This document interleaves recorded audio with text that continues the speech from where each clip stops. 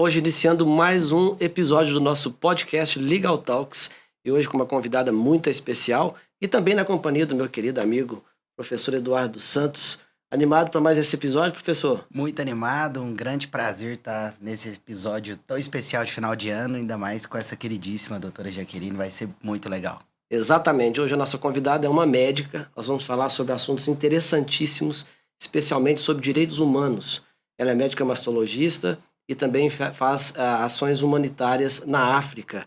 Um assunto muito interessante e quero convidar a vocês que ainda não se inscreveram no nosso canal do YouTube, se inscreva, compartilhe com seus colegas, ative o sininho para você receber as nossas notificações, para a gente poder fazer crescer essa comunidade aqui.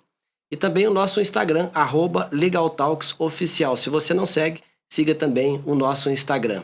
E sem mais delongas, vamos começar, né, professor Eduardo? Porque o assunto é muito importante, a gente fica ansioso para saber das histórias que a doutora Jaqueline vai trazer para nós aqui hoje. Seja muito bem-vinda, doutora Jaqueline. Obrigada. Fique à vontade, o espaço é todo seu para se apresentar, dizer das suas especializações como médica e também da sua vida pessoal. Fique à vontade. Muito obrigada, uma honra estar aqui, agradeço o convite. Sou Jaqueline, sou cirurgiã geral, mastologista, sou docente do curso de medicina do MEPAC, Araguari. Além disso, sou a esposa do Gustavo, sou a mãe da Sofia, do Miguel e da Maitê. E tenho muito orgulho em falar que eu sou médica que faz ações humanitárias pela Fraternidade Sem Fronteiras na África. Ah, que legal. Professor Eduardo, doutora Jaqueline, ela é também médica mastologista da minha esposa, minha querida esposa, Drica Gimenez. Tenho a honra. E nós nos conhecemos, eu fui acompanhar a minha esposa nas consultas e conheci a doutora Jaqueline, a história dela é belíssima. Temos esse livro aqui que a doutora Jaqueline escreveu, que é O Renascer das Flores. As flores, os girassóis, são as pacientes da doutora Jaqueline que tiveram um diagnóstico de câncer de mama, né, e superaram esse câncer. Ela vai falar um pouquinho desse livro para nós hoje. Esse livro ele não está à venda, tá? Mas eu vou deixar o link para vocês que quiserem baixar o e-book do livro. A gente vai deixar na descrição do episódio também no Instagram para que quem interessar ler o livro é gratuito. Vocês podem baixar, porque são histórias maravilhosas e eu já fiquei sabendo que vamos ter a segunda edição, não é isso? Se quiser. Quer falar um pouquinho? Logo. Quer falar um pouquinho do livro para nós? Bom, o Renascer eu tenho uma honra enorme dele fazer parte da minha vida, né? Na realidade, eu ouvia tanta história tão bonita e as pacientes contavam com tanta fé, com tanto orgulho. A gente sabe que todo mundo que lidou com câncer, que o caminho não é fácil. Claro. Né? Tem muitas curvas, tem muitas pedras, mas que hoje, cada vez mais, no câncer de mama, a gente consegue, com diagnóstico fase inicial, atingir 98%, 99% de cura, o que há uns anos era, né, impensável. E aí, eu tive um sonho, e nesse sonho veio o livro, veio o título, O Renascer das Flores, e quero convidar algumas pessoas para escrever. E aí elas se apresentam com o nome de flores, e cada uma eu as convidei para escrever cartas para o câncer de mama. Então elas estão escrevendo o que elas queriam falar para o câncer, e Olha o que só, o câncer legal. ensinou para elas. E no final sempre elas deixam alguma coisa de positivo para quem está enfrentando, e não só para o paciente, mas para a família também, assim. Que então, legal. muito legal. Já falo que pega um lencinho para ler. Mesmo quem não está passando por um quadro oncológico assim, eu falo que a gente aprende muito com as vivências do outro, né? E esse livro deixa muitas lições nesse sentido. Eu ainda não li, mas eu quero ler, tá? Porque a minha esposa leu e achou maravilhoso. E eu quero ler também. Eu acho que é importante a gente conhecer essas histórias. Professor Eduardo, o tema hoje é muito interessante. Missões humanitárias em situações de vulnerabilidade, de pessoas de vulnerabilidade. E falar muito hoje sobre direitos humanos, né, professor Eduardo? É um tema sensível, né? Acho que a experiência da doutora Jaqueline reflete aí já uma sensibilidade, um humanismo que salta aos olhos, né? Se a gente estava conversando aqui, a gente vê o quanto ela é apaixonada, né? Pelo que ela faz, seja como médica, mastologista, com as pacientes dela, né? E aí eu acho que relacionar também com essa questão das missões humanitárias é algo que toca a gente, né? Eu acho que é falar de direitos humanos, mas de uma forma que talvez diferente do que a gente está habituado, né? Que a Exato, gente às vezes exato. fala como jurista de uma forma tão técnica, às vezes parece até um pouco fria, né? E ela vem para trazer, acho que, essa visão mais quente, né? Mais amorosa, mais carinhosa ali dos direitos humanos. Eu fiquei bem impactado, assim, com a nossa conversa inicial, assim. Tô bem feliz de participar. Mas é muito legal esse bate-papo aqui, doutora, porque é o seguinte, o nosso podcast, majoritariamente, a gente fala de assuntos jurídicos e vamos falar de Sim. assuntos jurídicos aqui hoje porque são assuntos que se relacionam. Mas a gente fala de uma forma técnica, igual o professor Eduardo disse, e hoje nós vamos conhecer o outro lado. Do porquê da importância das leis que garantem os direitos fundamentais e os direitos humanos. Sim. Porque quando você se depara com esse tipo de situação que nós vamos falar aqui hoje, é que você vê a importância que existe esses direitos que são previstos na nossa Constituição e na maioria das constituições dos países democráticos do mundo inteiro, né, professor Eduardo? Sim, sim. E ver, né, alguém que realmente trabalha com isso ali na ponta é realmente, eu acho que enriquecedor. Então, acho que vai ser muito legal. Vamos começar então. Eu quero fazer uma primeira pergunta aqui para a senhora, óbvio, pertinente com o nosso assunto aqui. O que levou a senhora a atuar como missionária em ações humanitárias na África? Então, quando eu era adolescente, que eu já queria ser médica, o plano inicial era fazer medicina, fazer cirurgia, sempre tive um amor enorme pela área cirúrgica. Mastologia veio um pouco depois, veio durante a minha residência de cirurgia. E, terminando a residência de cirurgia, entrar para Médicos Sem Fronteiras e Que legal. viajar pelo mundo trabalhando, assim, dedicar realmente minha vida para missões, assim. Só que os planos de Deus eram diferentes dos que eu imaginei, e ainda bem, né? Conheci meu esposo na faculdade, e aí casamos, ele também é cirurgião, e aí vieram os filhos, enfim, e aí a trajetória mudou de uma certa maneira.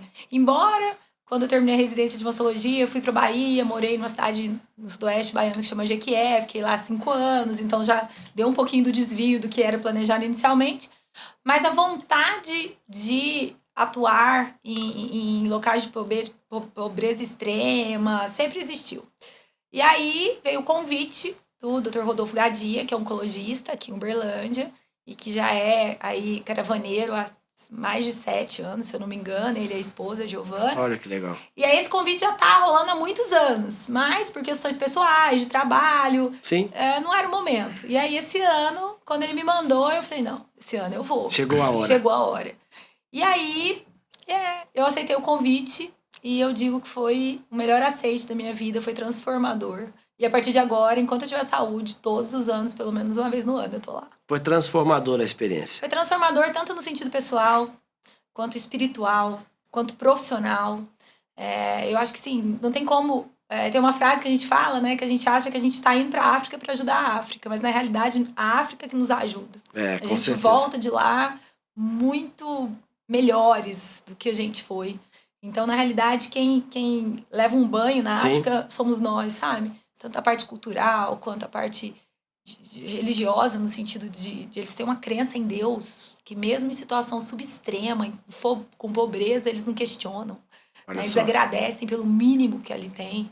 Então, assim, não tem como você não voltar transformado. Transformado A gente e que é ajudado e impactado. Impactado com Muito. todas essas situações, né? Muito. Eu também já tive experiências de missões também a pessoas em estado de vulnerabilidade, e eu sei o tanto que isso significa. A gente volta com um pensamento diferente, com uma forma diferente de enxergar as coisas. Às vezes o que não fazia sentido pra gente começa a fazer sentido, né? O seu pai também participa muito dessas missões, né, Eduardo?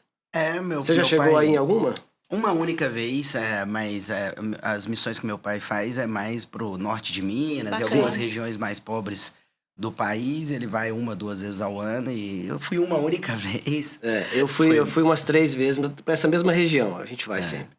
E agora tenho que voltar de novo, já tô me sentindo na obrigação de ir lá. Já estão convidados a ir pra África comigo, te falei no consultório, Frederica também. Que legal. Já temos data, próxima caravana que eu estarei até como uma das organizadoras, vai ser dia 6 de agosto de 26. Tá. É isso que eu ia te perguntar. Não precisa são só médicos que vão. Eu participo das caravanas Quais de as saúde, pessoas?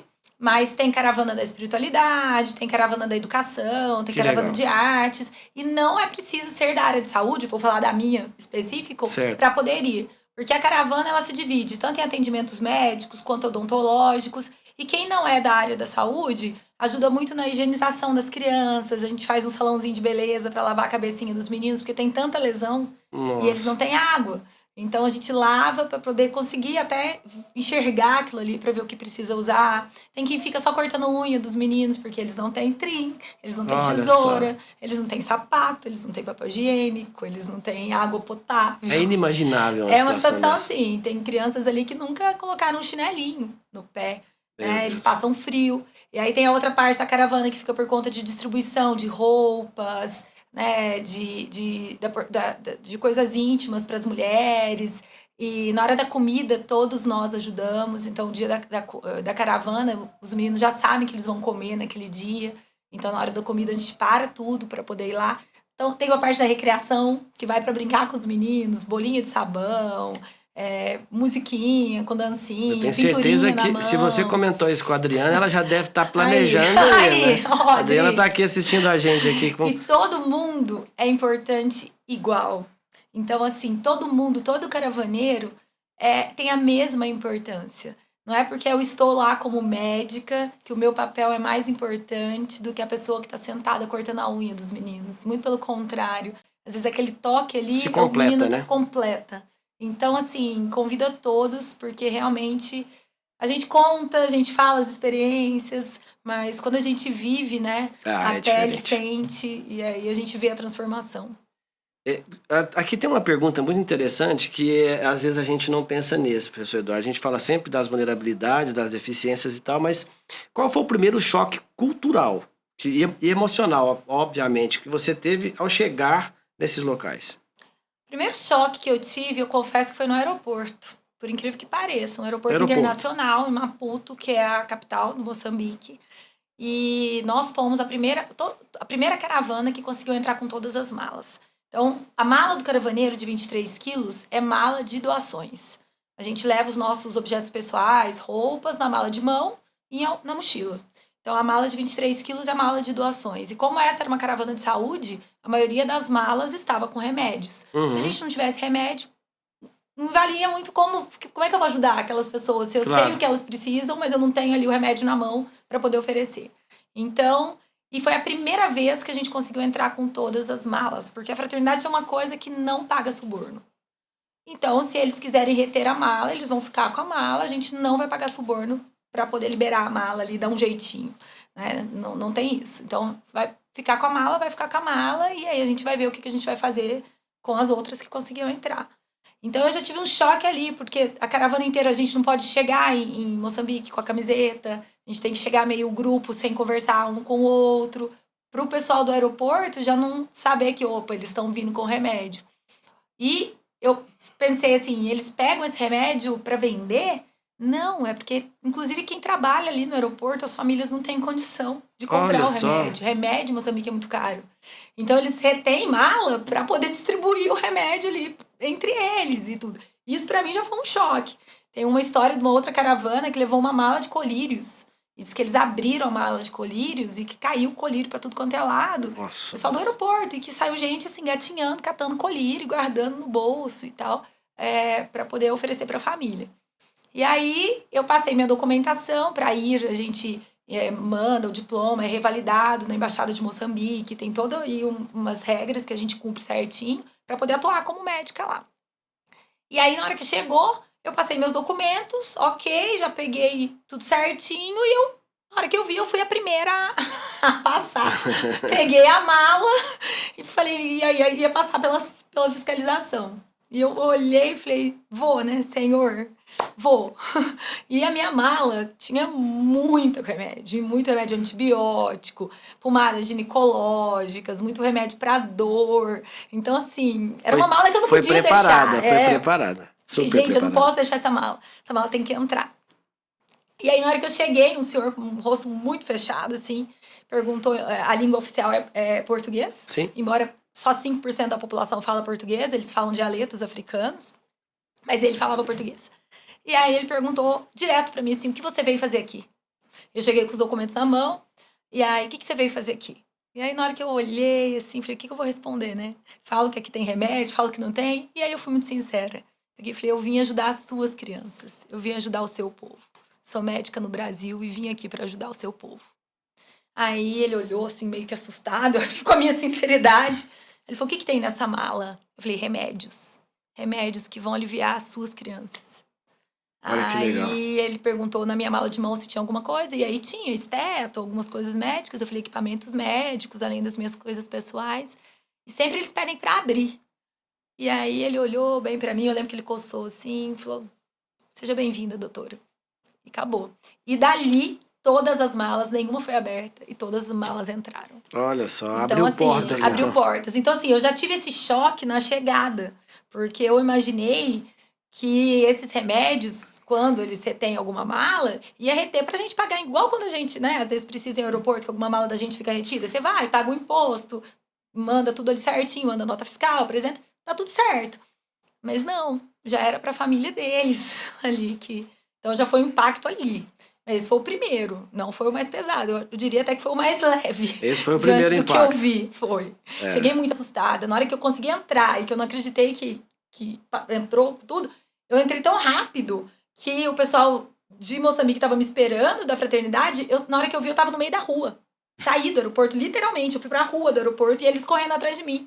Jaque, volta daqui. E eu segurando a minha mala, falava, não, a mala entrou. Mas deu tudo certo. Uma ansiedade muito grande, né? Muito grande. Uma vontade de ajudar muito grande, né? Ah. E assim, aquela coisa de que, meu Deus, se pegarem, como é que a gente vai fazer? A gente ia ter que bolar alguma coisa, mas... Eu quero te fazer uma pergunta, mas eu quero abrir o espaço para o professor Eduardo. Quer fazer algum comentário a respeito desse choque cultural que ela encontrou lá? Na verdade, uma grande dificuldade, né?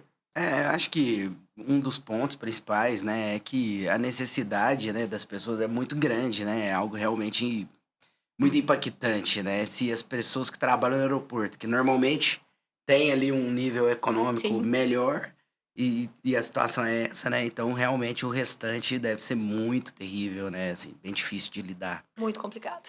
Mas eu queria te perguntar o seguinte, quando vai fazer essas missões, obviamente, eu acredito que a ONG deve ter algum contato lá com as autoridades locais.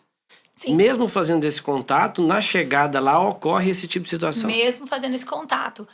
Dessa vez, o que eles passaram é que esse contato foi um pouco mais efetivo.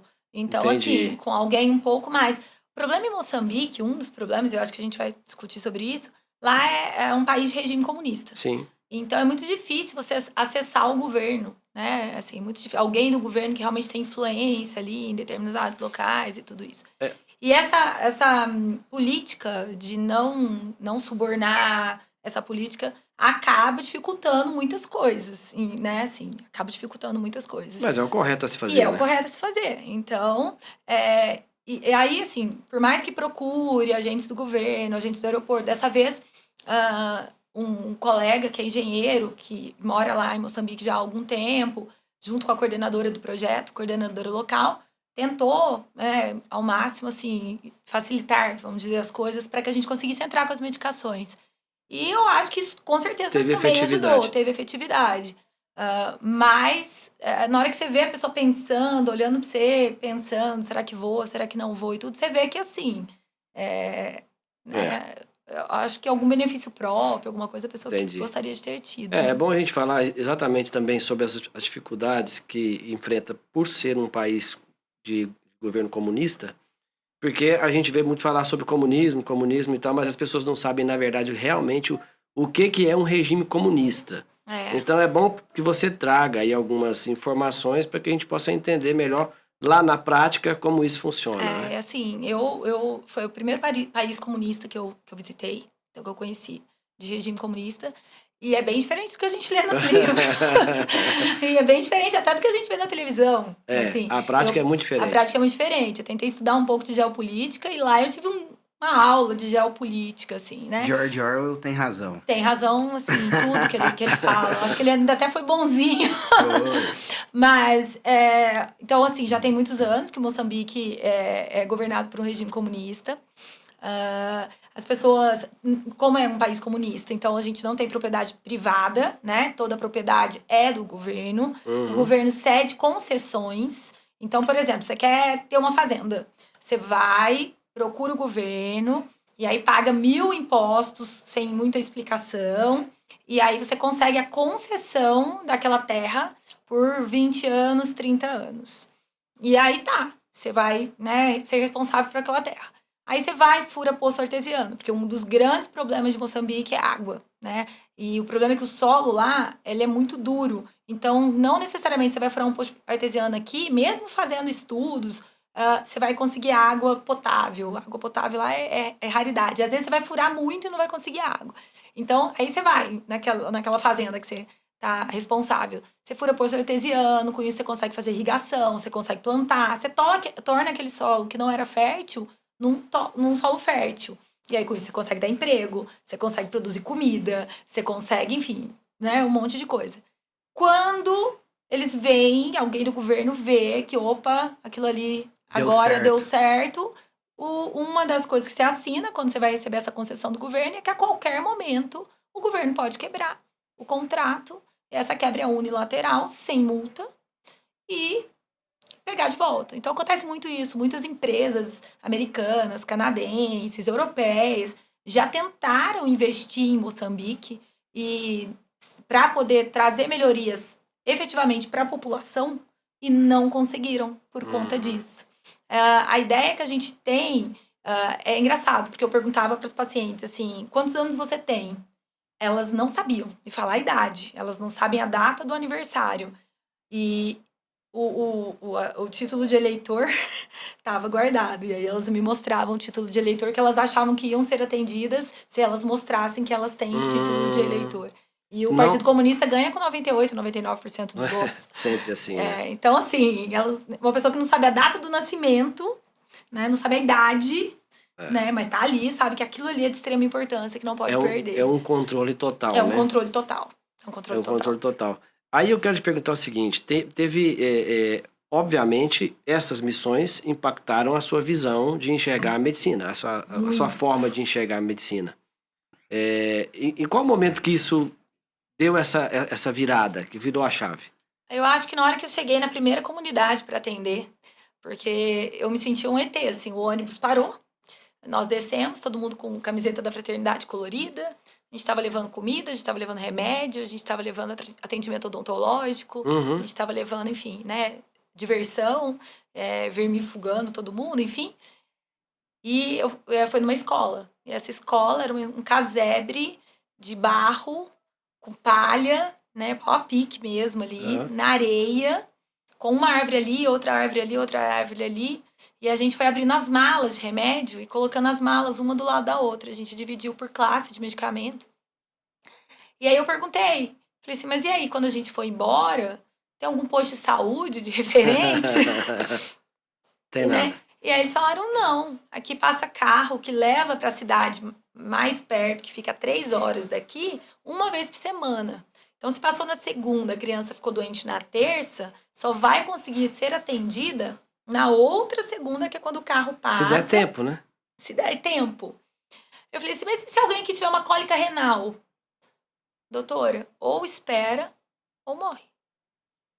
E aí eu peguei e falei assim, a gente pode reclamar muito do SUS. O SUS tem, né, aí uma série de viés, enfim. Mas naquele momento eu agradeci por morar num país que tem saúde gratuita para a população. No primeiro momento, assim, nos primeiros minutos. O SUS é elogiado mundialmente, né? Mundialmente, é referência mundialmente. Porque às vezes demora para conseguir um exame, às vezes demora, a gente sabe que tem uma série de burocracia. Sim. Mas você faz uma feira de saúde aqui no Brasil, você sabe que aquela pessoa está precisando de certo atendimento, você consegue referenciar. E você consegue até ter um retorno, o que foi feito e tudo. Lá, uma dor de cabeça. Eles não têm uma dipirona para tomar. Uma cólica, elas me pediam remédio para cólica, assim, muito, porque elas têm muita cólica. E aí acaba que é muito curandeiro, né? Coisas naturais, assim. E buscam outras alternativas. Outras alternativas, né? E tudo. Então, assim, naquele momento, eu já vi que a medicina que eu ia exercer ali, naqueles dias, ia ser eu falei pra todo mundo, foi uma farmacêutica que até trabalha no Ministério da Saúde junto com a gente. E aí, ela começou a gente começou a conversar sobre classes de antibiótico e tudo. E aí, eu peguei ela, Jaque, minha xará. Eu peguei no ombro dela assim, falei, Jaque, medicina de guerra. Aqui nós vamos fazer medicina de guerra. Então, nós vamos ofertar aquilo que nós temos condição de ofertar. E é isso. Vamos aliviar o sofrimento deles agora. E aí ela pegou, encheu o olho d'água, e eu falei isso aos prantos também. E falou, vamos. E aí, a partir dali, a gente entendeu como realmente ali uma missão de guerra, uma medicina completamente diferente de outros países. Assim. É uma situação inimaginável, né, Eduardo? Porque é o seguinte, a gente, obviamente, a gente se depara com situações difíceis aí em relação à saúde, diversas vezes. Médicos, igual você, a gente tem, obviamente, deve ter encontrado situações, aqui no Brasil, eu digo, de muita dificuldade, Sim. de muito problema. Mas quando se depara com uma situação de extrema dificuldade, de vulnerabilidade, igual você se deparou lá, eu acho que é um sentimento de impotência enorme, né? Enorme. O primeiro dia, eu acho que assim, eu fui. Eu atendi uma pessoa, atendi outra pessoa, e aí era o chora e faz, sabe? Você fala assim, nossa, não vou atender um caso pior que esse, chorando. Aí você cava na camiseta e vamos pro próximo. E o próximo era pior do que aquele que você tinha atendido anteriormente. Então, no final do dia, quando eu entrei no ônibus, e eu não quis falar com ninguém, eu fiquei quieta, eu falei, olha, vocês me dão meia hora aí, eu não quero falar com ninguém, eu quero ficar quieta aqui, coloquei até um capuz e caí, eu chorei aos prantos ali mesmo, assim, e eu confesso que naquele momento eu estava revoltada, e eu digo até que eu estava revoltada com Deus, que eu falei assim, o Senhor me trouxe pra cá, pra eu passar por isso tudo aqui, e o que adiantou estar aqui nesse dia, né? E aí as respostas vão vindo muito automaticamente. Aquela criança que estava com pneumonia, que deu antibiótico, ela ia morrer se ela não tomasse aquele antibiótico. Olha Aquela só. mulher que estava com infecção de urina, ela não vai mais ter dor, ou ela ia morrer de sepse. Aquela outra criança, aquela mulher que estava com infecção vaginal, há anos, eu atendi mulheres lá que nunca fizeram um exame especular. E eu não tô falando de preventivo de colo de útero, não. É passar o espéculo e olhar para ver se tem alguma infecção local ali. Nunca, né? Elas achavam estranho na hora que eu mostrava e tudo. Então, que tava com aquela infecção, você deu o tratamento para ela vai ficar pelo menos um tempo sem infecção. Aquela que tava com dor, tomou remédio, aquela criança... E aí essas respostas vão vindo. E aí no final a revolta já foi toda substituída em 15 minutos por um sentimento de enorme gratidão. Você quer contar para nós alguma experiência em particular que você teve? Alguma história de algum... Nossa, são muitas histórias. Uma coisa em Moçambique, 60% da população tem AIDS. Lá não tem coquetel. 60%. Nós não temos política de saúde pública no intuito de prevenção de ISTs. Então, assim, 60% da população. Somado a isso, é um país que agora está sendo questionada a poligamia, mas que até então, a poligamia é aceita. Então, o homem pode ter várias esposas. E sai contaminando E várias sai contaminando, né? E o homem lá em Moçambique, pelo menos nessas comunidades, eu fiquei na fronteira com o Zimbábue, então um lugar muito, muito no interior, assim. Ele tem um papel de reprodutor. Quem vai para Machamba, que é a roça, onde eles tentam plantar alguma coisa, e se chover, dá, se não chover, perdeu, né, tudo ali. O homem tem um papel de reprodutor. Quem vai para Machamba são as mulheres. Quem cria as crianças são as mulheres. Então, muitos ficam na comunidade ali por um tempo, e ali com isso tem muitos filhos. E aí eles vão embora, falando que vão para Maputo, para a capital, ou que vão para África do Sul, para poder tentar trabalho, para poder estar melhorando a qualidade de vida. Só que eles não voltam. Então, acaba que as comunidades você vê muito pouco homem. Você vê muito pouco. Agora, mulher muito e criança muito até uma faixa etária. Depois disso, você pergunta, quantos filhos você teve? 9. Quantos estão vivos? 2. Então, assim, a mortalidade é muito grande. E a expectativa de vida em Moçambique é pouco mais de 40 anos. Justamente porque eles não têm acesso, né? 43, se eu não me engano, uma coisa assim. Eles não têm acesso. Então é muito complicado, porque já é um povo que já tem, né, as suas limitações nutricionais, água, né? Não tô nem falando de outras coisas que são tão essenciais. Mas que 60% tem uma doença que não tem o controle. Aí você vê que no SUS o coquetel é liberado gratuitamente no Brasil. Lá nem chega coquetel, né? Então, assim... E aí a gente sabe que pega um monte de doenças secundárias ali. Então é muito complicado, é um choque enorme. Mas um caso que me marcou muito, Sim. Vou puxar pra minha área oncológica, foi uma moça de 36 anos que chegou e falou comigo que ela não conseguia sentar, porque ela tinha algum problema no ânus, e que já tinha 4 anos que ela tinha muita dor e que ela não conseguia sentar por conta disso. E aí eu peguei e falei, não, vamos examinar. Pra vocês terem ideia, eu atendi mulheres lá fazendo exame ginecológico, deitadas em carteira de escola, eu sentada em lata de água virada, era o que tinha, luz do celular ou lanterna pra iluminar, porque não tinha, né? Tem Não tinha, estrutura nenhuma. nenhuma. E aí, na hora que ela deitou, que eu fui examiná-la, ela tinha um tumor de canal anal, Nossa. ulceradíssimo, uma coisa de 30 centímetros, Meu Deus. sangrando, infectado. Assim, você não conseguia ver o ânus dela, porque tinha tanta lesão que tava lá no fundo. E então, assim, uma coisa que até aqui no Brasil, eu confesso que poucas vezes eu vi nesse Assustador, grau né? assustador. E uma moça de 36 anos com 2 filhos pequenos e que dependiam dela. Dependem dela pra estar vivos. E aí, E aí eu o perguntei, que fazer nessa ficava situação? uma técnica de enfermagem junto comigo, que era, né, ali que fazia a tradução. E aí eu fui perguntar, desde quando? E aí foi. E aí ela pegou e falou que já tinha 4 anos, que ela chegou aí numa das cidades maiores para poder fazer uma biópsia, mas aí que tinham pedido um valor que aqui no Brasil, pra vocês terem ideia, era menos que R$1.000, mas que para eles lá é um valor absurdo, Fortuna. exorbitante, que ela não conseguiu fazer e tudo. E aí eu olhei, falei.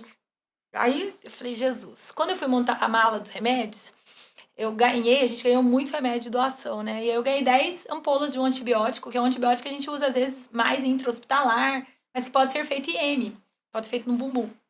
E aí quando eu fui fazer os pacotes, o meu marido até falou, pra que você vai levar isso? Você nem vai usar, né? E aí eu falei, tem aqui o tratamento completo, tava com a seringa já, vou levar, vai que alguém precisa, Precisava. né? Nesse E caso. aí foi, né? Ela andava 8 quilômetros todos os dias para ir na unidade da fraternidade para poder tomar o antibiótico. Remédio para dor, né? A gente fez também injetável e tudo isso.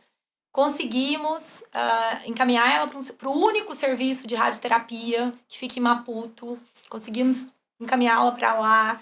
A médica ficou muito sensibilizada, conseguiu até uma casa de apoio para ela ficar com as crianças e tudo.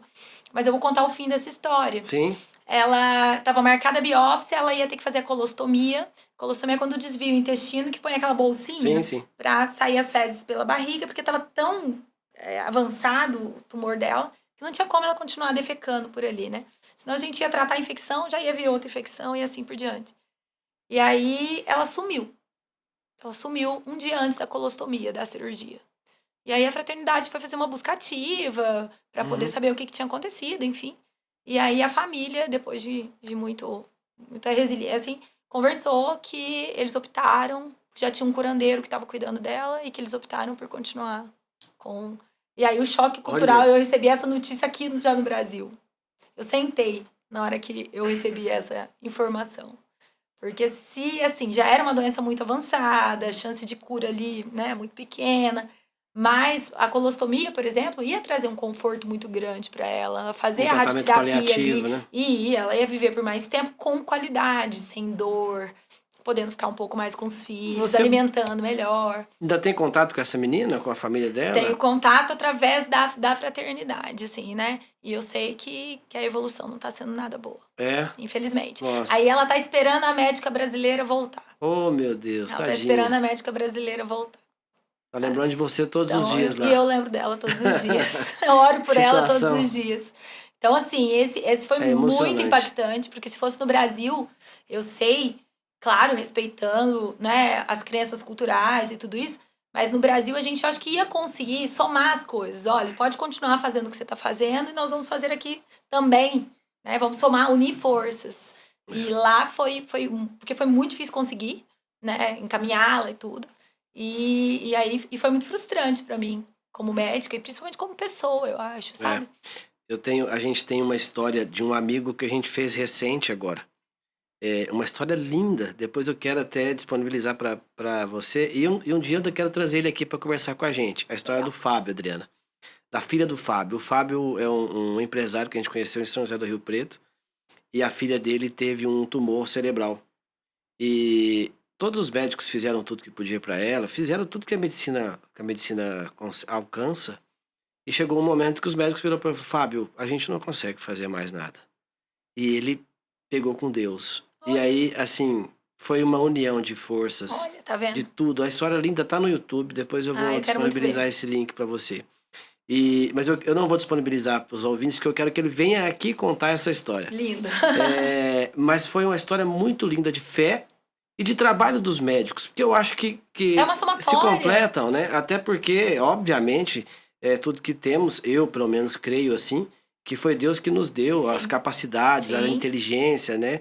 A condição de você ser médico, eu sou advogado, os professores e assim por diante. Então, acho que a gente, e obviamente respeitando quem opta também Sim. por permanecer apenas na fé, a escolha de cada um. A Sim. gente tem que respeitar a liberdade religiosa de cada um. Mas é tão bonita essa história que você me fez lembrar dela Ai, tá agora, que vendo? poderia ter unido o tratamento médico com também o tratamento religioso. Eu vou resumir minha profissão, como eu encaro, pelo menos, com uma historinha rapidinha. Uma vez eu tava dando um diagnóstico para uma paciente de 33 anos de um câncer de mama localmente avançado. E aí ela falou, doutora, eu tenho uma filha, minha filha tem tantos anos, e eu queria que você contasse para ela como vai ser meu tratamento. Eu posso trazê-la? Falei, claro, traga. E aí ela já tinha tido uma conversa antes com a menina, e a menina chegou, e aí, na hora que ela entrou, eu fui, abracei na porta, falei, que prazer em te conhecer e tudo. E aí, durante a consulta, a menina foi chegando, assim, pertinho de mim, até que a menina sentou no meu colo. E aí ela pegou e foi no meu ouvido, e virou assim, cura minha mamãe. Nossa, Baixinho meu pra Deus. mãe não ouvir. E nisso a mãe já tava chorando, e eu já comecei a chorar. Aí eu olhei bem pra ela, eu lembro certinho disso. E falei pra ela, olha, a titia não tem poder de cura, mas a titia trabalha pra quem tem. E Olha que quem legal. tem é o papai do céu. Ele só usa a titia pra poder ajudar a sua mamãe. A titia vai ser mais uma pessoa que vai ajudar a sua mamãe a ficar curada. Então vamos Que combinar uma maravilha. coisa? O papai do céu tá sempre te ouvindo. Conversa com ele. E o que depender da titia, a titia vai pedir pra ele usar muito a titia pra ajudar a sua mamãe. Eu penso que é isso. Nós estamos aqui um pra ajudar o outro. Independente da nossa profissão, independente da nossa crença religiosa, né? Um pra ajudar o outro. Sim. E eu como sou cristã, né? Essa força toda pra mim é Deus. E eu acho que eu peço muito pra Jesus Cristo usar, sabe? As minhas mãos, usar meus Já olhos, usa, meus já usa. ouvidos e meu coração, principalmente, a serviço dele. Em qualquer lugar que eu esteja, em qualquer situação, né? Eduardo, acho que hoje nós vamos virar um chororô aqui, Hoje todo eu mundo, tô né? até falando pouco, tô escutando bastante. Vai virar um porque chororô o episódio, porque a realmente história, é algo assim... muito forte, né? Não é Aqui, uma situação aqui no estúdio já tem simples, gente né? chorando aqui, eu já tô emocionado também.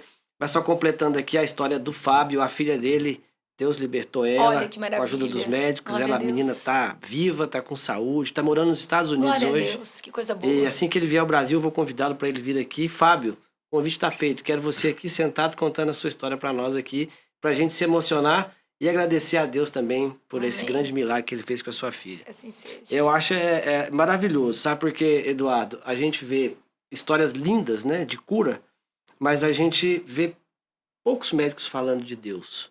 Não menosprezando aqueles que pensam diferente, mas eu acho que a medicina é um dom sublime, apesar dos estudos, da dedicação aos estudos e tal, mas como você, com essa sensibilidade que você tem no tratamento das suas pacientes e enxergando que a cura está nas mãos de Deus, eu acho que isso é maravilhoso, né, Eu Eduardo? acho que, assim, né, eu tenho uma quantidade até razoável de amigos médicos, mas entre os cirurgiões talvez a gente escute mais, né, falar em Deus, talvez porque estão mais próximo ali da morte, da vida, né, às vezes o médico é ambulatorial que fala, né, que é Sim. aquele que faz mais consultas e às vezes também não tá tão perto de cirurgias e questões mais graves, então talvez não fale tanto, mas eu acho que entre cirurgiões eu escuto mais, viu, Zé? Assim, o pessoal conversar mais sobre isso e ver até não diria nem tanto do ponto de vista religioso apenas, mas também do ponto de vista até psicológico, o poder que a fé tem psicologicamente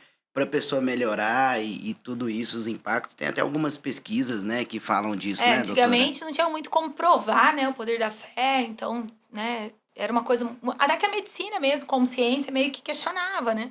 E hoje em dia já é científico, então não tem como falar não vou acreditar. Então, um estudo que eu sempre cito, que foi feito com pacientes internados em UTI, e aí, por um tempo muito longo, assim, e aí eles pegaram pelas pacientes que a família orava, pacientes que não recebiam visita de ninguém e que o grupo orava, e pacientes que não tinham ninguém, e que não tinha nenhum grupo de oração que visitava, nem nada disso.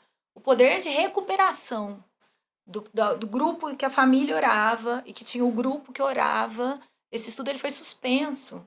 Olha Porque só. o grupo que não recebia oração não evoluía bem. Olha. Então ele teve que ser suspenso antes de ser terminado, chegar, justamente porque a diferença foi assim, enorme. Né? Hoje em dia a gente já sabe que enquanto a gente está orando, se a gente fecha os olhos e coloca as mãos aqui, que remete à glândula pineal, você libera hormônios específicos, hormônios que melhor curam, né? E eu acredito muito que a oração é energia. Você entra em contato com essa energia divina que todos nós temos. Então a energia vai passando de um para o outro. E como é que pode dispensar isso, né? Não tem Não tem jeito. como, né? Então, assim, mesmo hoje quem não quer ver, né? Eu tenho um grande amigo anestesista e ele fala que ele é ateu. Mas um dia um parente dele foi passar por um procedimento e ele chegou pra mim, quietinho, no cantinho, falou pra mim, ora pelo fulano. Aí eu olhei pra ele, pensei na hora, não, mas ele fala que ele é ateu. Aí eu peguei e falei, oro. Aí, pode deixar, ora agora. Eu falei, você quer orar junto comigo? Não. Pode orar você. Eu falei, então tá bom, vou orar agora. Aí eu falei assim, só uma coisa. Se você quiser, escondidinho, caladinho, orar, ele tá te ouvindo, viu? Aquele assim, né? Pode orar. Ateu, graças a Deus, né? É isso aí. Falei, pode orar, viu? Aí ele olhou pra mim, balançou a cabeça, assim, e tudo. Então, assim, não tem. Mesmo quem fala, eu só vou acreditar no que a publicação científica me fala. Ah, ok, nós temos publicação científica pra isso. Na prática clínica, eu vejo isso muito, né? Eu falo que um dos pilares pra cura do câncer é realmente oração, é fé, né? Então, assim, é crer que você não tá sozinho. E eu creio num Deus de vida, eu creio num Deus de amor, eu não creio num Deus de justiça, não num Deus que vai mandar uma doença que é tão difícil como um câncer, como um castigo. Eu entendo que a gente passa por muitas coisas pra gente poder evoluir, né? Ou a gente evolui pelo amor ou pela dor. Então, às vezes, a gente precisa passar pela dor pra nos tornarmos uma pessoa melhor, pra gente evoluir, pra gente dar valor naquilo que realmente é importante. Não é por um castigo. Claro. E quando as pacientes entendem dessa maneira, e tira aquela fase da negação do luto, né? Porque muita gente pensa que luto é só quando é a morte. Não, luta por doença, por separação, né? Vocês lutam com lutos diários aí nos clientes, enfim. Então, quando passa a negação, e aí fica muito mais fácil, muito mais leve. E eu vejo que a cura vem muito mais rápido. Né? Então, pacientes que, assim, aquele caso muito difícil, que de repente está curado e que você fala... É importante a pessoa acreditar que vai dar certo, né? É importante acreditar. E que não está sozinha. Que não está sozinha. Né? Que tem um amparo ali espiritual, enfim, ali que tem uma energia que vai fazer com que você se recupere. A gente foi feito para ser feliz. A gente foi feito para poder fazer o bem pro mundo, fazer o bem pro outro. Em tudo na vida, né? A gente foi feito para ficar doente em tudo na vida. E assim, a gente vê essas situações... causa um pouco de revolta, porque a gente sabe que poderiam ser feitas o governo ter algumas atitudes que pudessem ajudar. Sim. E aí eu quero discutir isso com você, Eduardo. Agora chegou a sua vez, vamos de falar mal do Estado. Vamos falar mal do Estado. Exatamente, falar mal do Estado. Adorei. Olha só. Agora eu vou me preparar. Como enxergar, e se tiver solução, nos aponte a solução para a omissão estatal nesses casos que afetam diretamente os direitos humanos, que não são direitos previstos apenas na Constituição Federal de um país, mas também mundialmente reconhecido através de organismos internacionais. Como tratar essa omissão estatal e qual o controle que existe sobre isso? Cara, eu acho que é um problema hipercomplexo aí, talvez mais de política do que de direito, mas veja, porque se a gente para pensar, direitos nós temos, a Constituição, 1 milhão de leis, tratados internacionais, Sim. tem de rodo, é o que eu costumo dizer, né? Às vezes a gente até precisa olhar para a seguinte questão. Talvez será que eu não tenho um rol grande demais de direitos e aí tenho dificuldade de realizar aquilo que era mais essencial? Eu tenho me feito muito essa pergunta, até pela perspectiva do custo dos direitos. Todo direito tem um custo. A doutora foi viajar, alguém teve que pagar a passagem, tenha sido ela ou outra pessoa, alguém teve que pagar o remédio, por mais que alguém tenha doado, quem doou pagou. Sim. Então tem um preço. E esse é um problema, né? Então, o problema do preço, do custo dos direitos. E existe um segundo problema, que é um problema político, de administrar esse custo dos direitos. E a gente sabe que muitas vezes o Estado, por mais dificuldades que tenha, corrupção, etc., ainda que tudo fosse perfeito, que não houvesse corrupção, que não houvesse problemas de gestão, né, nós teríamos ainda assim um problema de que o Estado não teria capacidade de arcar com absolutamente tudo que era necessário, né, para todas as pessoas. Então, eu vejo da seguinte maneira: a única forma que nós temos de melhorar efetivamente, né, na prática, a saúde pública e as questões mais essenciais da sociedade, sei lá, uma merenda chegar com Sim. qualidade para uma criança que está numa creche, para falar uma coisa bem básica, né, é uma política de prioridades. Eu acho que o Brasil é um país muito grande para a gente ficar sonhando com uma quantidade exorbitante de direitos. Só o artigo 5º tem 78 Sim. incisos, 79, né? Mais o 6º, mais... Então, assim, e às vezes esquecer que é preciso ter prioridades. Eu costumo brincar, mas isso é verdade, né? Às vezes você olha para a cultura. Eu não sou contra a cultura, eu sou uma pessoa que eu defendo a cultura. Tudo bem que eu fui ao Louvre e fiquei 2 horas e achei insuportável. Porém, eu gostei só das múmias, que me lembrava muito a minha sogra, né? Mas, tirando essa foi uma parte que eu gostei. Agora, veja, mas é um ponto interessante. Não é que eu seja contra a cultura, mas eu acho que um país que não tem medicamento, às vezes, medicamentos relevantes no SUS, às vezes não tem uma merenda de qualidade para uma criança na creche, não tem uma vaga para uma criança na creche para a mãe poder ir trabalhar. Quando você não tem isso, você não pode dar dinheiro. A prefeitura não pode fazer show de artista. A prefeitura não pode pagar um show do Caetano Veloso. Eu não sou contra o Caetano, né?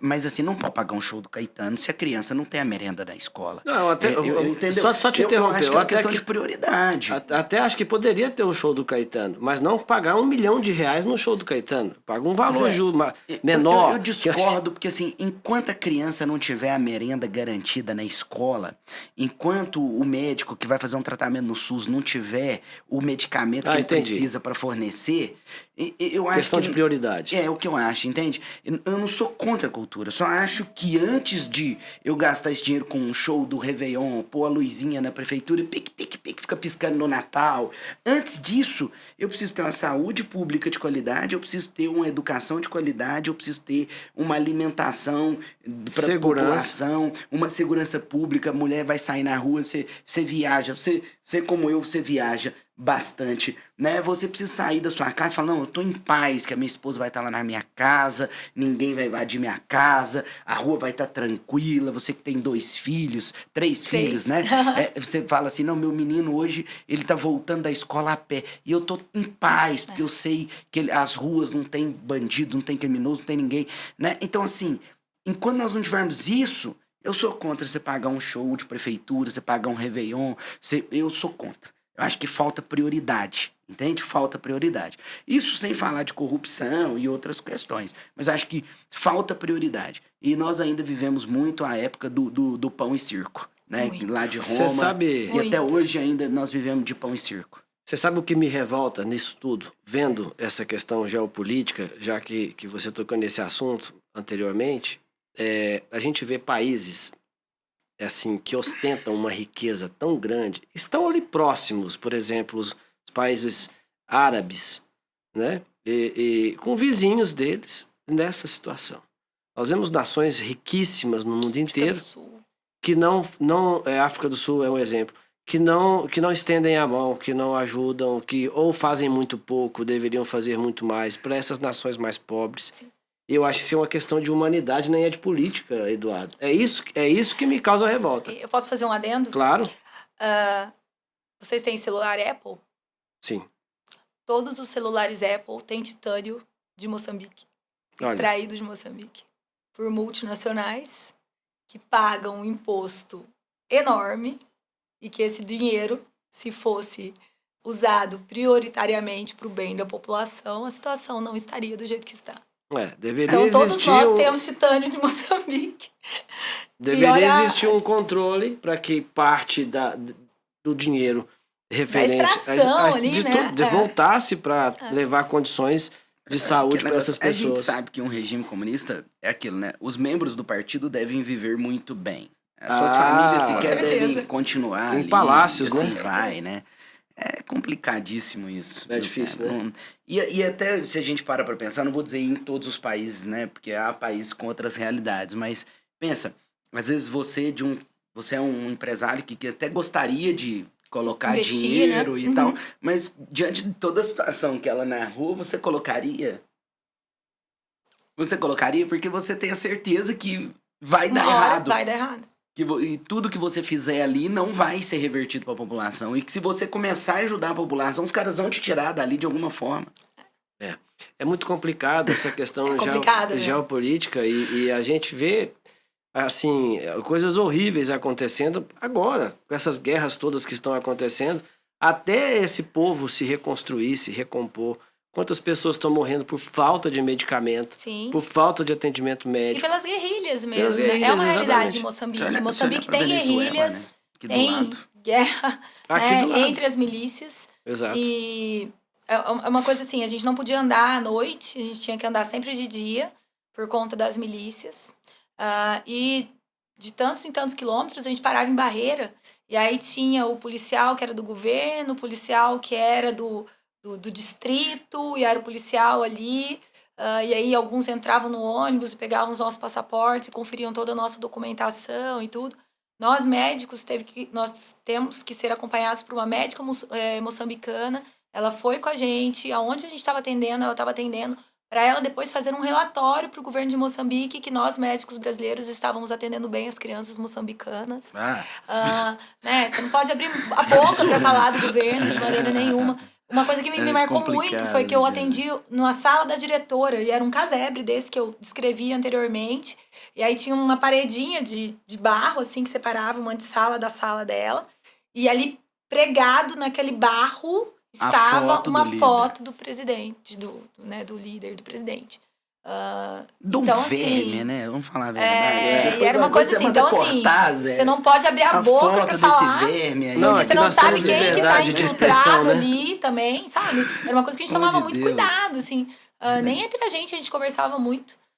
Porque tem toda essa... Lógico, ali você tá sujeito às leis locais. O governo, em nenhum momento, e a fraternidade tomam muito cuidado nisso. E não colocar a população contra o governo. Porque a gente sabe que se isso acontecer, sai daqui agora, né? Sim. A gente não precisa da ajuda de vocês. Se chegar nesse ponto, então, né? Do sai aqui. Né? A gente foca muito na ajuda mesmo. Mas, infelizmente, não tem como não ficar revoltado com situações dessas. Eu acho que é questão de prioridade mesmo. O Alok, que é famoso mundialmente, visitou a Fraternidade Sem Fronteiras lá em Moçambique, onde eu estive, em Musumuia, e visitou algumas famílias. E uma cena que ficou muito forte foi de uma senhora vindo com um pano amarrado aqui perto do estômago. E aí o Alok perguntou para ela o porquê daquele pano, se era cultural e tudo, e ela falou que era para diminuir a fome. E ele ajoelhou na hora. Porque a pessoa tem que amarrar a barriga para o estômago ficar menor, para tolerar a fome. É uma coisa que aqui no Brasil, pelo menos, eu nunca vi. E lá eu vi todos os dias. E aí o Alok fez um monte de show com verba para poder, sabe, destinar para lá, ajudou na central lá de Musumuia, construiu um alojamento para que mais caravaneiros possam ir, enfim, e ajuda, né? Ele tem uma fundação que ajuda e tudo. Mas é isso, olha. Ele usou do show dele para poder usar o dinheiro para poder destinar, priorizar ali. E é perigoso daqui a um tempo a estrutura que ele construiu para poder ajudar com isso, o governo tomar e usar para alguma outra coisa do interesse do governo. Eu perguntei isso, acho que a fraternidade existe há 16 anos. O projeto lá em Moçambique foi o primeiro projeto. Então, em Musumuia há 15 anos.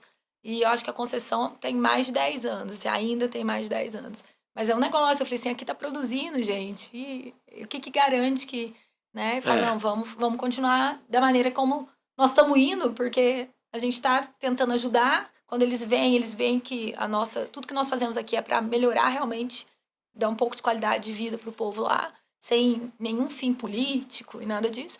Então, tem certo respeito por conta disso. Mas... Eu tenho um questionamento, eu acho que esse pessoal não tá nem aí pra isso. Tipo, o governo não tá nem aí pra isso.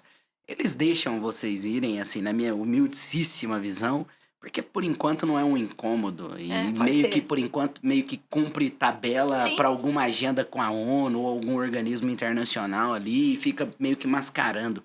Mas eu duvido que algum deles esteja Fala, eles estão preocupado. vindo para ajudar, né? Deixa vir. Duvido. É complicado. Doutora, vamos falar um pouco da ONG, Vamos. da Fraternidade Sem A Fronteiras. Fraternidade Sem Fronteiras, ela tem sede em Campo Grande. Ela foi criada pelo Wagner Moura, que é uma pessoa... Eu falo que ele é uma alma grande, assim. E ele foi tocado, que ele falou que desde criança ele sempre via fazendo serviço na África, trabalhando na África, sempre ficou muito incomodado com fome e tudo isso. E aí, ele, de repente, no momento da vida, resolveu comprar uma passagem e ir para Maputo, capital de Moçambique, e ver se lá ele poderia fazer alguma coisa. E aí ele ficou alguns dias em Maputo, e Maputo é a capital, então você olha, tem Hotel 5 Estrelas, Oceano Índico, uma outra estrutura. Onde o poder está, né? Então assim, né? E aí ele olhava, visitou ali os arredores, mas não viu nenhuma uma situação de extrema pobreza naquele local. E aí ele tava com a passagem para vir embora no dia seguinte, com os dias lá. E aí ele tava falando no telefone com alguém aqui do Brasil e falando que tinha sido decepcionante, porque tudo que ele achou que poderia ajudar lá, não achou e tudo. E o garçom que tava servindo o café da manhã do hotel que ele tava, ouviu ele descrevendo que ele achou que ele ia encontrar uma outra realidade, que não encontrou, que de repente ele tinha ido pro lugar errado e tudo. E aí quando ele desligou o telefone, o garçom chegou e falou pra ele: esse lugar que você descreveu existe, foi onde eu fui criado, minha família tá lá. Nossa, eu te levo lá.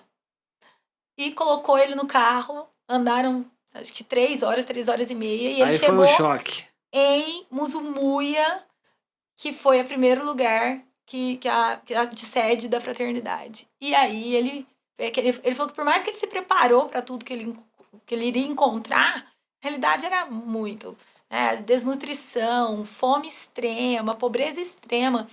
Você vê uma criança que nunca colocou um chinelo, que passa frio, porque lá noite faz 5, 6 graus, ficou em volta de fogueira. A fraternidade consegue, antes da pandemia, a gente conseguia dar comida 5 vezes por semana. Então, eles vão na escolinha e aí eles comiam a única refeição do dia, que é uma farelo de milho branco, que faz tipo um angu, assim, e com feijão. Então, eles pegam com a mão, molha, faz uma bolinha daquilo, molha no feijão e come com a mãozinha. É a única refeição do dia. Antes da pandemia, conseguia, porque o número de padrinhos era maior, oferecer 5 vezes por semana. Agora a gente consegue oferecer 3 vezes por semana. E você não pode contar na escola que dia que vai ter a comida, senão eles não vão na escola. Eles só vão na escola para comer.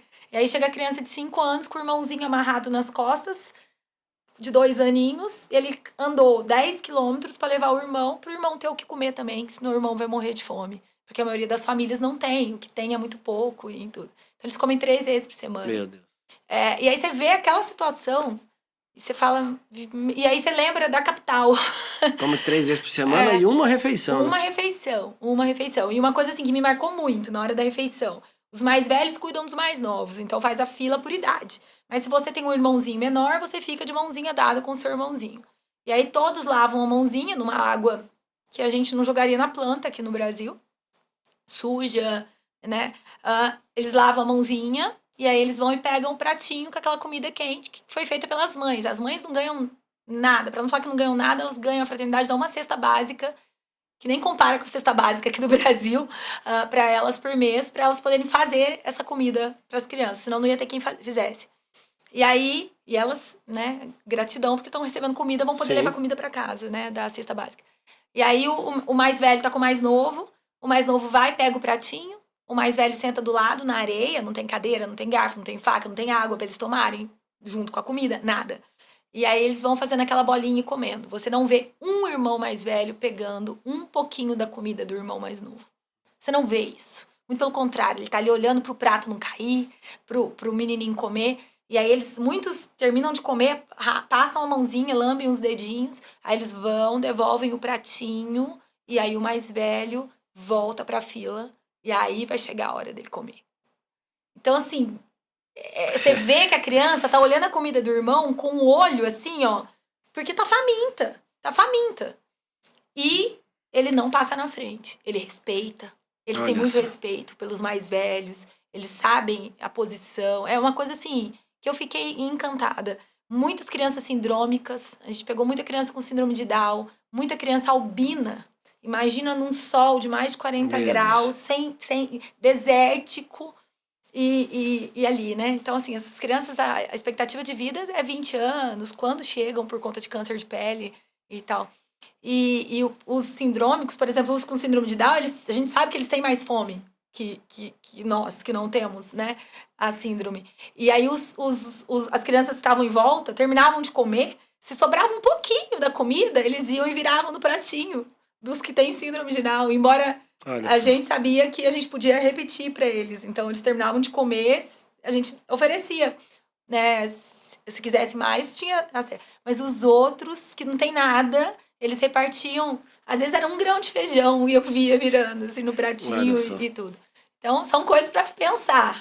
Tem que pensar, tem que pensar bastante. Anteriormente, o dia que surgiu o convite para você vir aqui, Sim. você comentou comigo a respeito de como eles agradecem quando vai comer. Sim. Conta para nós, eu achei muito interessante. É muito lindo, assim. Quando você chega nos projetos, nas comunidades, antes do ônibus parar, eles já estão cantando.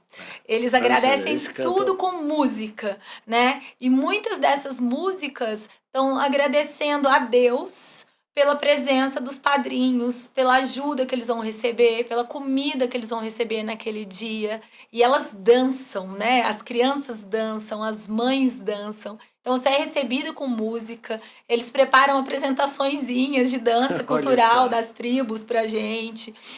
E quando a gente sai, todos os dias antes da gente iniciar, a gente faz uma oração.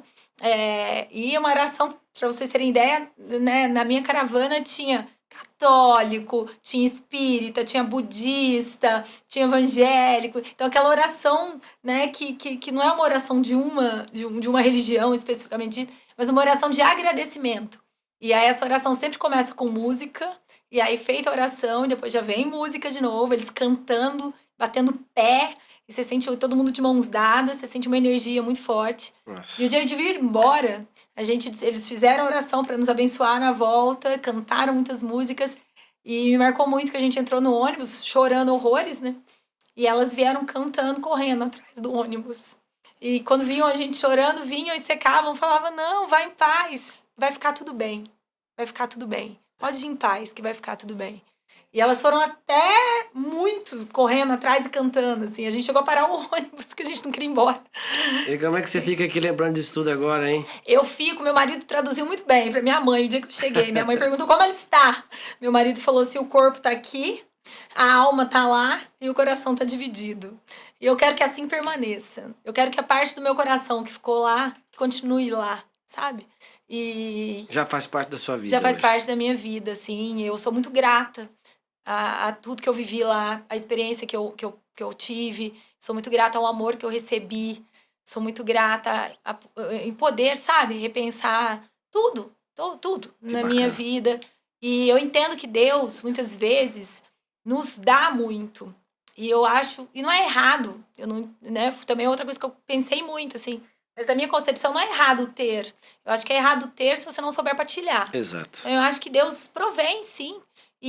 Mas provém, e aí o partilhar está nas nossas mãos, né? O que eu vou fazer com isso? Eu posso ser egoísta e fingir que não existe nada, ou eu posso partilhar. E você não precisa ir para a África para fazer isso. Você pode fazer caridade dentro da sua casa, com seu filho, com seu esposo. Nos bairros mais pobres aqui de Uberlândia, aqui em Uberlândia, basta ir que a tem fraternidade muita aqui em coisa pra Uberlândia fazer. faz um trabalho com morador de rua, que leva um chuveiro móvel.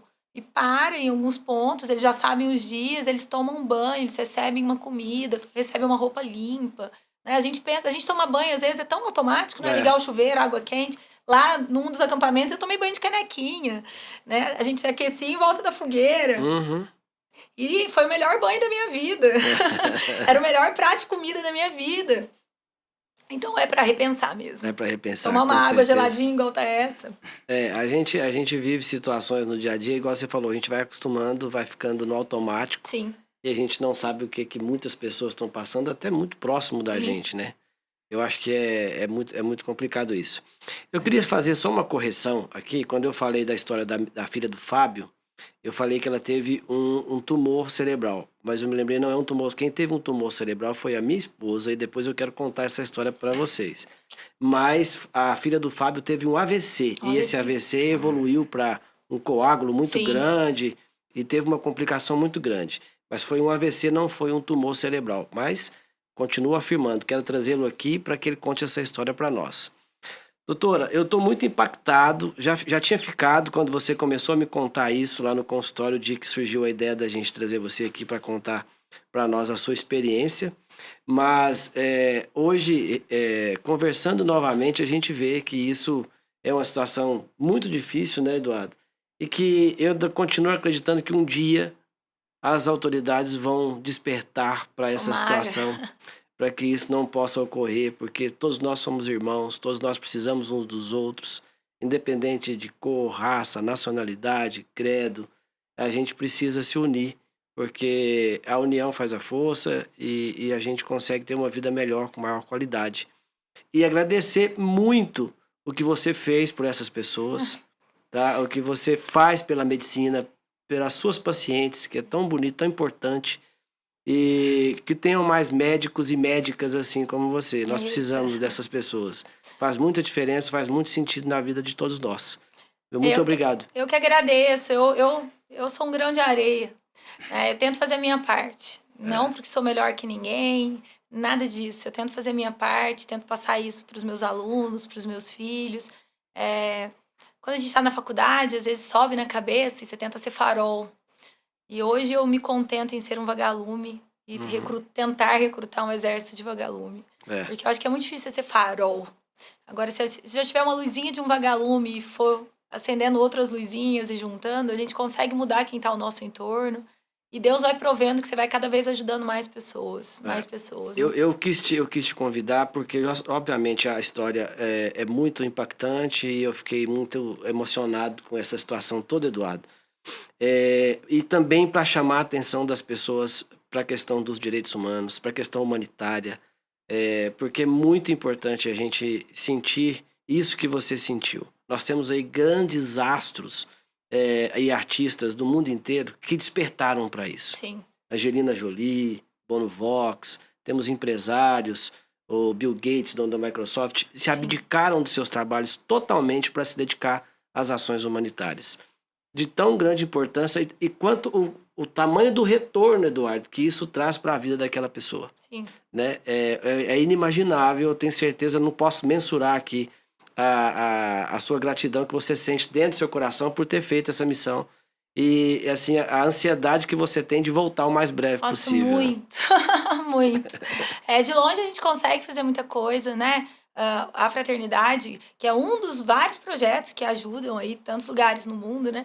Ela sobrevive às custas de apadrinhamento. Então, somos nós, famílias brasileiras, que mantemos todos os projetos em 5 países africanos e todos os projetos aqui no Brasil.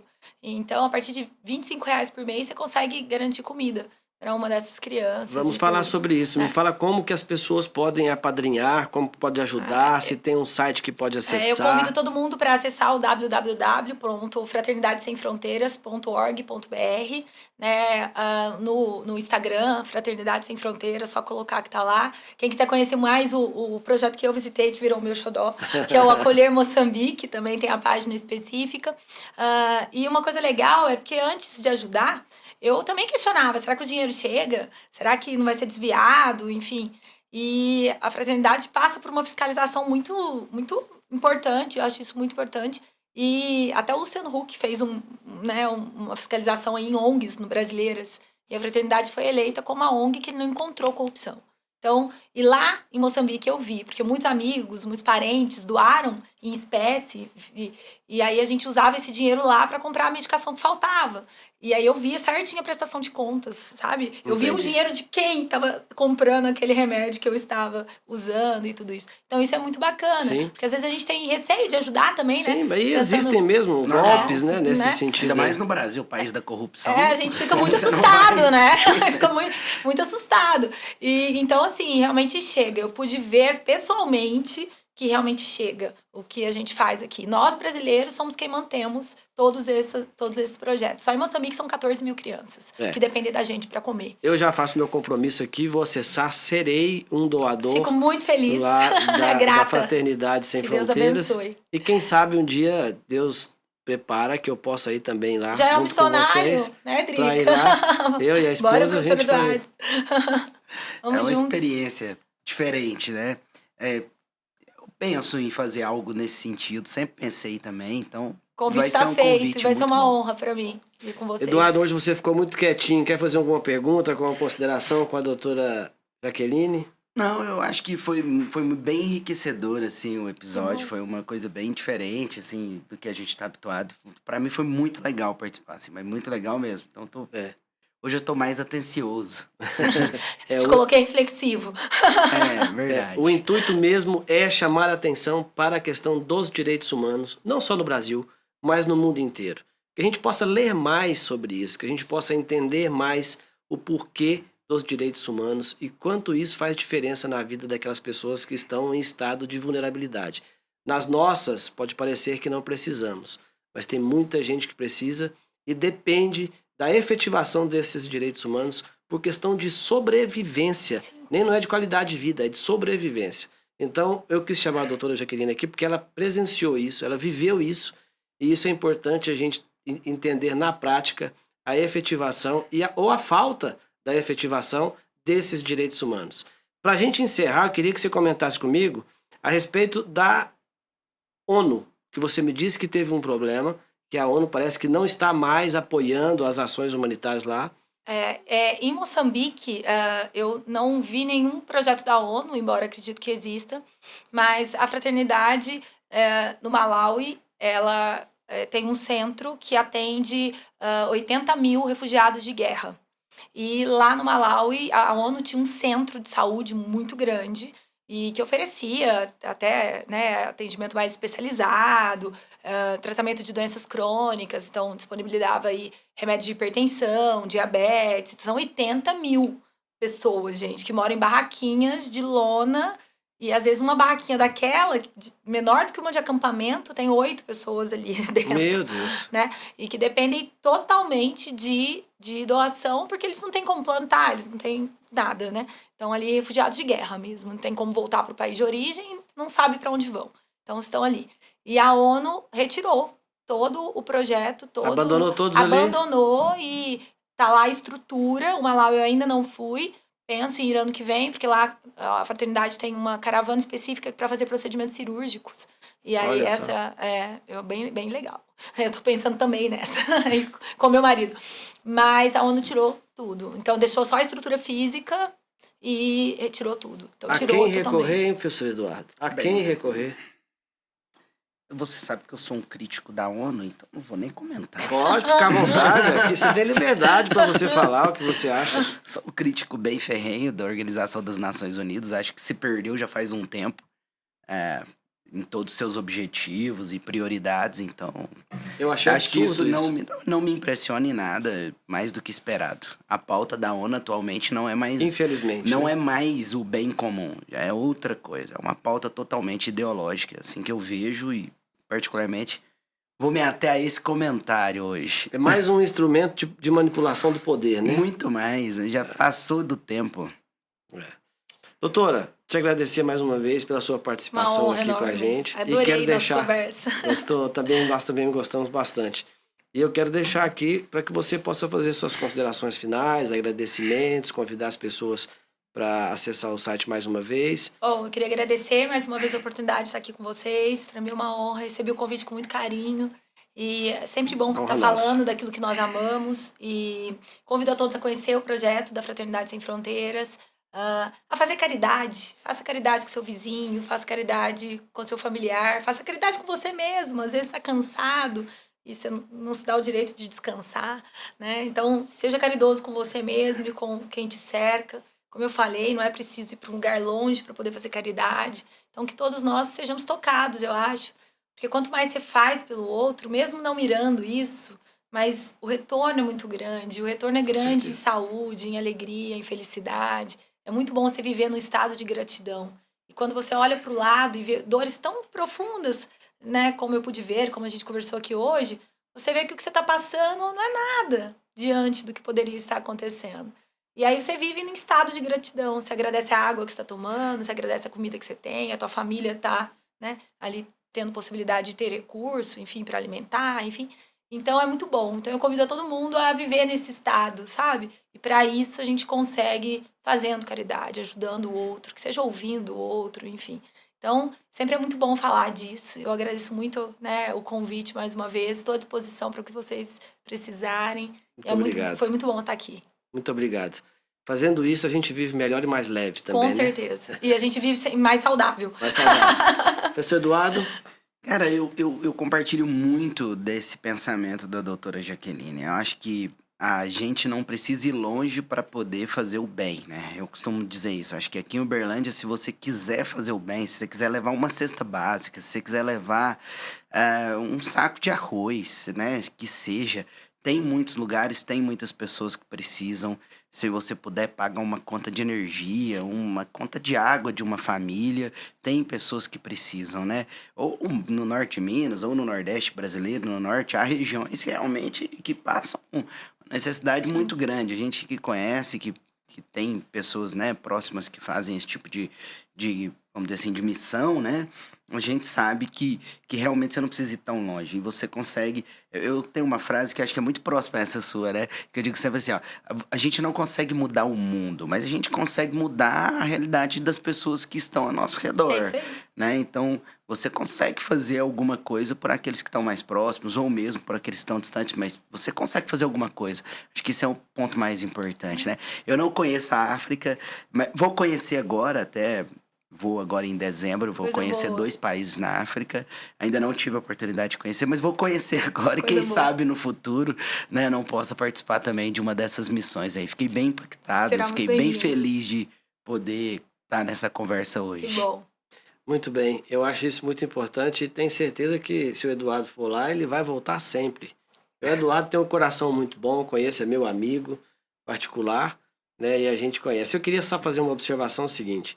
Eu acho que a gente deve ajudar a todas as pessoas quando você se sentir tocado de alguma maneira, mas não somente com produtos, Eduardo. Às vezes tem pessoas que precisam de um abraço. É isso aí. Às vezes tem pessoas que precisam de alguém sentar ao lado e só ouvir.